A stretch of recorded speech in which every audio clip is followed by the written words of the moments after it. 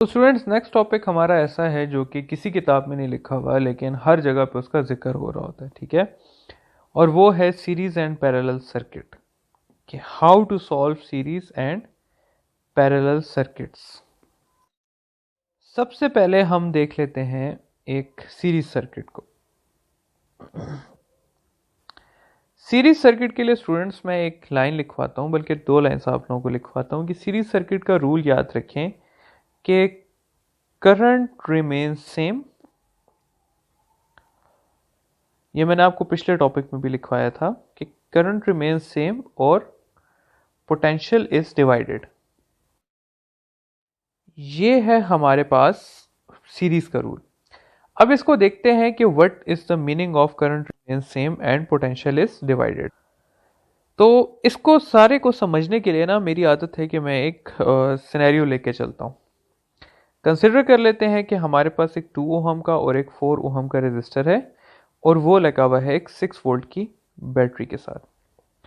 अब हमने क्या क्या फाइंड करना है इस सर्किट में। हमने इसमें सबसे पहले टोटल पोटेंशियल फाइंड करना है, हमने टोटल करंट फाइंड करना है, हमने potential of each resistor find करना है और हमने current of each resistor find करना है, ठीक है। अब सबसे पहली चीज जो है हमारे पास वो है potential, total potential.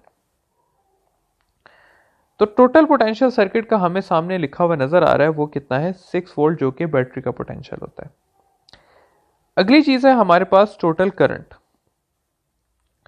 Total current होता है हमारे पास V divided by total resistance. V कितना है हमारे पास 6 है और टोटल रेजिस्टेंस कितनी है, ये दोनों सीरीज में लगे हुए हैं तो हम इनको ऐड कर लेंगे तो ये हो जाएगा 6/6 और ये हो जाएगा 1 एम्पेयर। तो टोटल करंट कितना है हमारे पास 1 एम्पेयर, टोटल पोटेंशियल कितना है हमारे पास 6 वोल्ट। चाहे सीरीज हो चाहे पैरेलल हो, ये दोनों चीजें क्या रहती हैं, सेम रहती हैं। इनको इसी तरह फाइंड किया जाता है। अब हमने देखना है करंट ऑफ ईच रेजिस्टर। तो सीरीज का रूल क्या है कि करंट रिमेन्स सेम। तो जितना सर्किट का करंट है उतना ही हर रेजिस्टर का भी करंट है।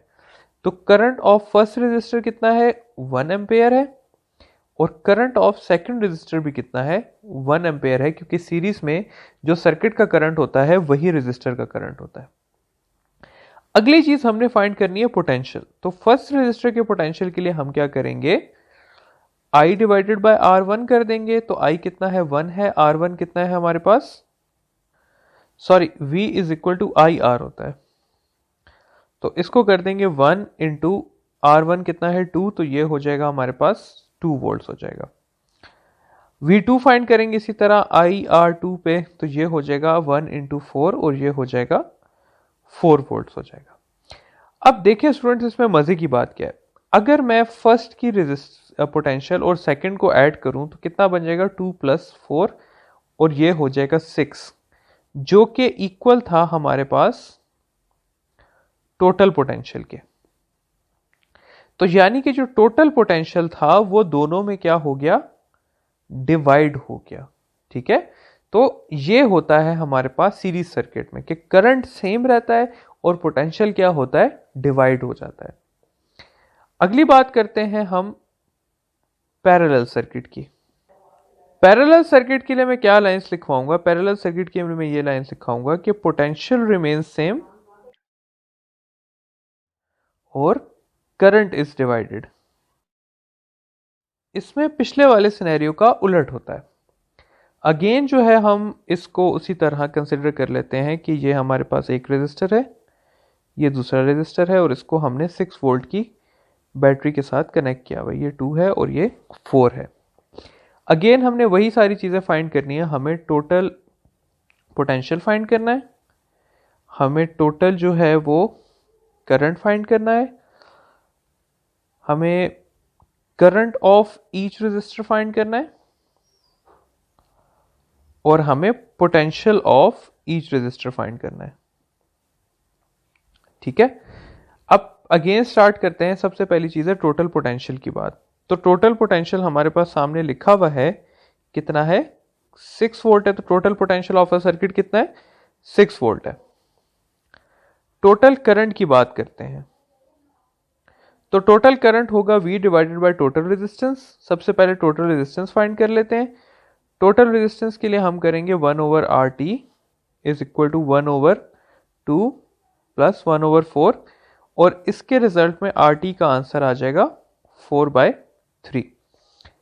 यहां पर हम ऐड करते हैं, पोटेंशियल कितना है, 6 है, 4/3, इसका आंसर मेरे पास आ जाएगा 4.5 एम्पेयर। अब हम करंट फाइंड करते हैं सबसे पहले। तो करंट ऑफ ईच रेजिस्टर, बल्कि पोटेंशियल ऑफ ईच रेजिस्टर पहले फाइंड करते हैं। अब ऊपर लिखा हुआ है कि पोटेंशियल रिमेन्स सेम, तो यानी कि जो बैटरी का पोटेंशियल है वही हर रेजिस्टर का पोटेंशियल है।